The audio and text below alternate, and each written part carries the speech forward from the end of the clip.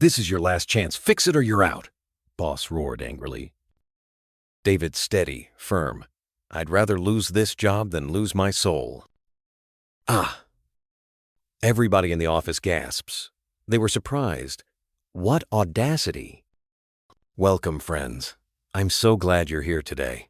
You could be anywhere else, but you chose this moment. And maybe it isn't by chance. Sometimes, the stories we hear are the reminders we need most. Today, I want to share with you a story. You may know David and Goliath, but not in the way you've always heard it. This time, it's set in the world we live in. Offices, meetings, pressures, fears, the same giants, just wearing different faces. So, take a deep breath, settle in, and let this story remind you that no matter where you are, no matter what you face, God has not forgotten you. The city was buzzing. Inside one tall corporate building, the mood was tense. People rushed around with papers, laptops, phones ringing off the hook. Then he walked in. The boss, tall, sharp, and feared by all. He didn't need weapons to rule. His power was his words, his threats, and the fear he carried into every room. To many, he was untouchable. Numbers are down. No excuses. I don't care what it takes. Fix it or you're out. Fear rippled across the office. The boss was more than just a man. To them, he was a giant. His words crushed spirits. His glare silenced voices. No one dared to stand up. At one corner of the office sat David, a young analyst. Not flashy, not powerful, not influential. Just a quiet, honest young man who did his work faithfully. To most, he seemed invisible, but pinned to his desk was a small sticky note with words of hope. "The Lord is my light and my salvation. Whom shall I fear?"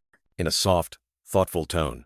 "Lord, help me to stay true, no matter the cost," David muttered.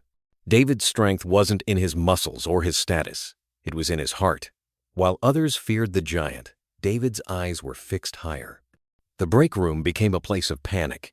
Colleagues gathered, whispering frantically. "Don't be stupid, David. Just fix the numbers. Everyone does it." One of his colleagues whispered urgently. "If you don't, the boss will crush you," another one said, panicky. Others bent to survive. They adjusted figures, twisted reports, and told themselves it was the only way to keep their jobs. But David could not. Every report he typed reminded him of his father's words. "Stand for truth, even if you stand alone." David, calm, firm, responded, "I'd rather fight for truth than live in a lie." The whispers grew around him. They shook their heads and said, faith would not pay the bills. To them, David was naive, but he carried something they couldn't see. In every generation, there are voices of fear, but courage often speaks softer and stronger. Alone in his small apartment that night, David prayed.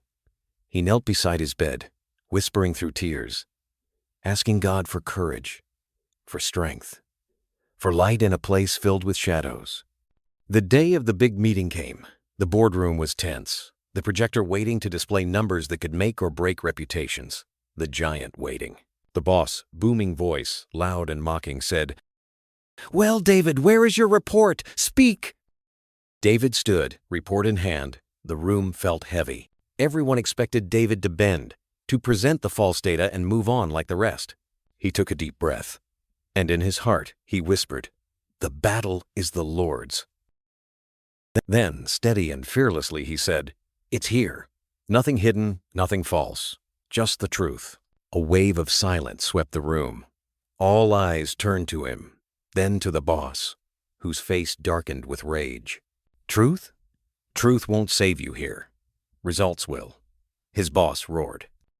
Then, from the far end of the table, another voice, older, firmer, spoke. "This is what we need. Integrity, honesty, not lies. David's report stands. Enough deception."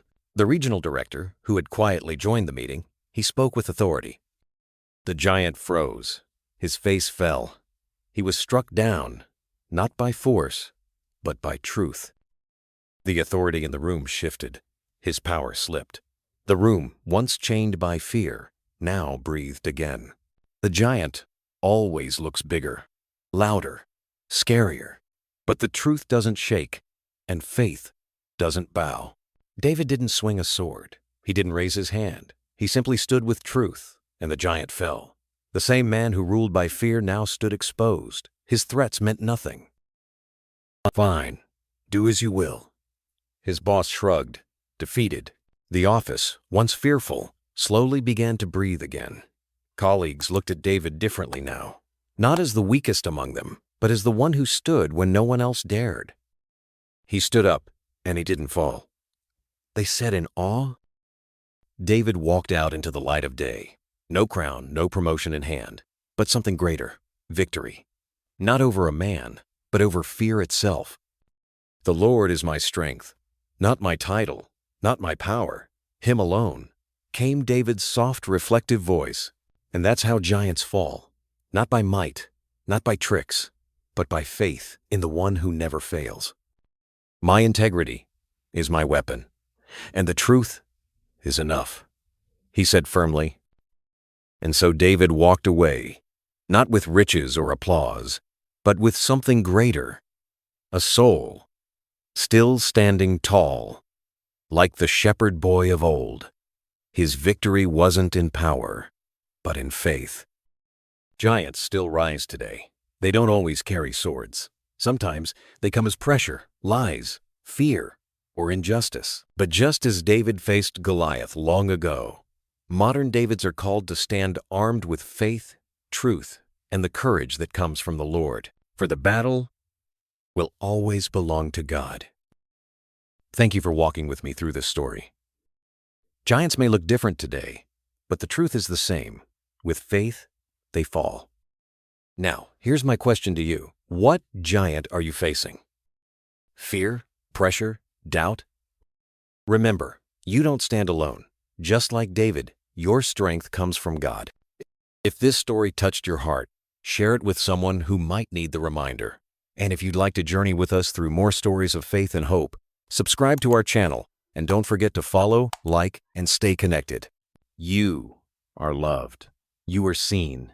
And your story, just like David's, is still being written.